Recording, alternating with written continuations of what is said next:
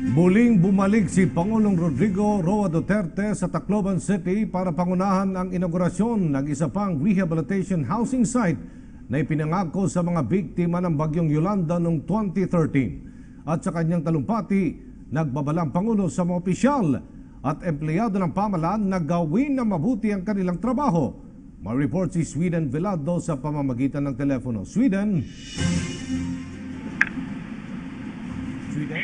Aldo, zero tolerance, no second chance ang babala ni Pangulong Rodrigo Duterte sa mga opisyal at empleyado ng pamahalaan na papatay-patay sa trabaho.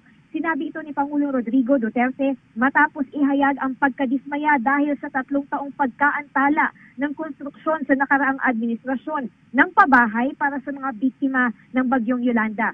Noong ika-8 ng Nobyembre 2016, bumisita siya sa Tacloban at iniutos na pabilisin ang paggawa ng mga bahay, lalo na nang malamang sa libu-libong naapektuhan ng Yolanda, 28 pamilya lang ang nakalipat sa relocation site. At matapos lang ang 2 buwan, ngayong araw nga ay bumalik sa rito para pangunahan ang inaugurasyon ng New Hope Village na pakikinabangan ng 1,000 benepisyaryo ng dating nakatira sa danger zone. Hamon ng Pangulo sa mga kawani ng gobyerno, huwag umalis ng opisina hanggat hindi tapos ang trabaho. Ito aniya ang tunay na serbisyo publiko. Aniya, may programang 8888 ang istasyon ng pamahalaan na People's Television Network o PTV para sa sinumang may reklamo sa serbisyo ng gobyerno. Ayon kay Pangulong Duterte, hindi niya palalawigin ang deadline para sa konstruksyon ng mga bahay. Sa Marso, babalik sa rito sa Tacloban at kailangan ay nakalipat na ang lahat ng mga benepisyaryong nasa lanta ng Bagyong Yolanda.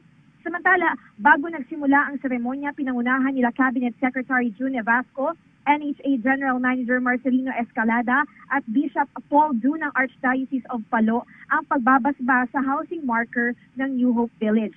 Ipinamahagi rin sa mga kinatawan ng resettlement sites ang kanilang Certificate of Eligibility for Lot Allocation.